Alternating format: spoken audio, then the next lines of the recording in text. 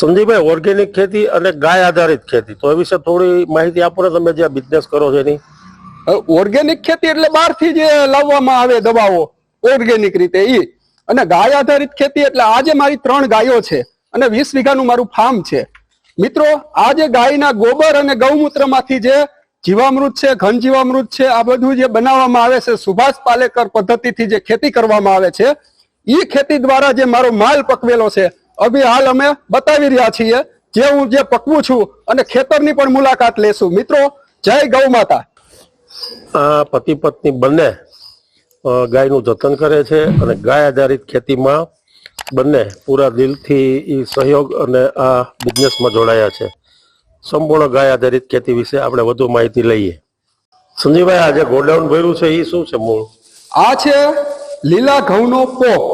જે લીલી ડુંડી પરિપક્વ ડુંડી જે હોય એને શેકી અને આ જે સ્ટોરેજ કરવામાં આવે છે, 2 દિવસ સુકાયેલો પોક વાડી ઉપર, ઈ અત્યારે હાલમાં આ ગોડાઉનની અંદર હવા ન લાગે એવી રીતે સુકવવામાં આવે છે, જેથી કરીને ગ્રીનરી સારી રહે દાણાની અંદર. અને આ બહુ મોટો જથ્થો આપણે બનાવી રહ્યા છીએ. 15 થી 17 વીઘાના ઘઉં જે છે એ આપણે હમણાં ખેતરની મુલાકાત લેશું મિત્રો, ત્યારે ખ્યાલ આવશે. આ અમારો સ્ટોરેજ કરેલો પોક છે. હાલમાં આપણે જઈ રહ્યા છીએ ખેતરની મુલાકાતે. જય ગૌ માતા. હેલો દોસ્તો, કરો રાજ સ્ટુડિયો ફોલો, લાઈક. આજે એક એવી સરસ મજાની વાત લઈને આવ્યો છું આપની સામે કે ખેડૂત ખેતીમાં નુકસાની જાય એવું કહે છે, પણ વડિયાના સંજયભાઈ કે જે પ્રાકૃતિક ખેતી કરી, ગાય આધારિત ખેતી કરી અને પોતાનું આખું જીવન ગુજરાન ચલાવે છે. તો આપણે એવા સંજયભાઈને મળીએ અને એની મહેનતને પણ બિરદાવીએ. એ ગાય આધારિત ખેતીથી અનેક વસ્તુઓ બનાવે છે. દાખલા તરીકે હાલ અત્યારે પોકનું કામ ચાલી રહ્યું છે, તો 20 વીઘાનો પોક એ બનાવીને વેચી નાખશે.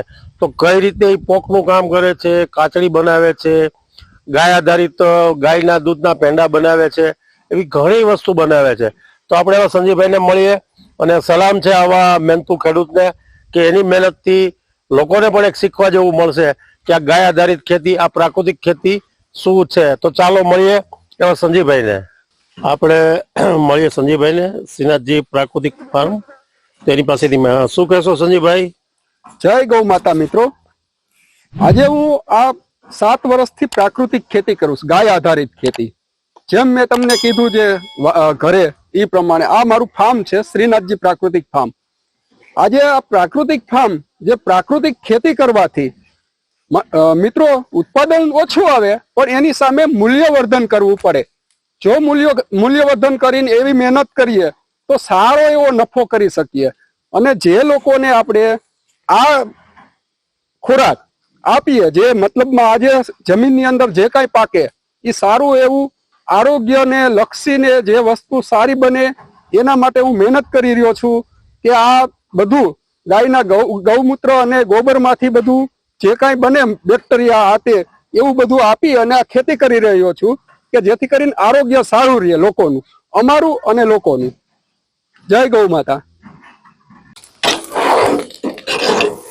જય ગૌ માતા. મિત્રો, આજે આ જે પોક તમે જોઈ રહ્યા છો ઈ આ શેકી, કાચા ઘઉંને શેકી અને આ જે ડુંડી સુકવણી કરવામાં આવે છે અને અહીંયા આ શેકવામાં આવે છે.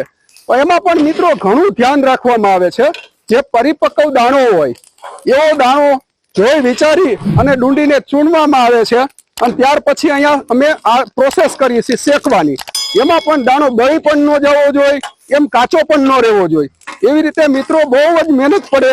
મહેનત કરી અને આ પછી આનું કિલોમાં મૂલ્યવર્ધન કરીએ છીએ. મિત્રો, જય ગૌ માતા. જય ગૌ માતા. મિત્રો, આજે જે છે આ પ્રાકૃતિક જવ છે. જવ ખાવામાં બહુ જ સારા છે.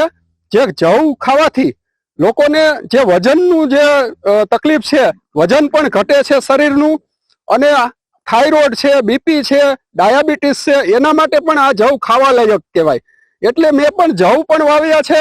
અને પેલી બાજુ જુવાર છે, એ આવતા સમયની અંદર હાર્વેસ્ટિંગ થશે એટલે એ પણ વેચાણ કરશું આપણે. અને આ બાજુ જે છે આ છે ઘઉં છે, ઘઉંનું પણ સેલ કરશું, પોકનું કરશું, જવનું કરશું ને જુવારનું કરશું. આજે 4 આઈટમ મારે વેચાણમાં થશે. જય ગૌ માતા. મિત્રો, આ જે છે ટીપણા તમે જોઈ રહ્યા છો, આની અંદર આપણે જીવામૃત બનાવવામાં આવે છે. જીવામૃત આ જે તમે જે જોયો ક્રોપ, એ ક્રોપમાં બધે આખા ખેતરની અંદર જીવામૃત દ્વારા હું ખેતી કરું છું કે જેથી કરીને આ જે પોષક તત્વોનો ભરપૂર ભંડાર થાય આ ખેતરની અંદર.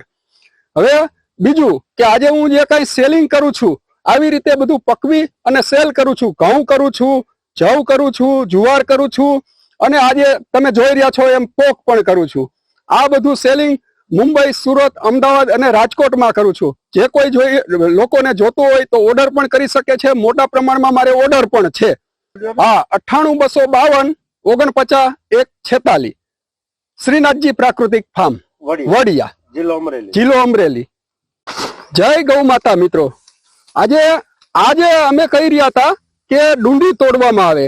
ડુંડીની અંદર એવી કાળજી લેવામાં આવે છે મિત્રો કે આ જે બૈરાઓ જે બેનો જે છે, આ બેનો જે ડુંડી તોડી રહી છે એમાં પણ કાળજીપૂર્વક તોડતા હોય. જે પરિપક્વ દાણો હોય, જે કાચી ડુંડી હોય એ રેવા દેવામાં આવે છે. એનો પાછો ઘઉં થઈ જાય. ઘઉં પણ સારામાં સારી ક્વોલિટીમાં થાય, કારણ કે પોષણ આને મળતું બંધ થઈ જાય છે અને પેલા જે રાખેલી ડુંડી હોય એની અંદર પોષણ મળે.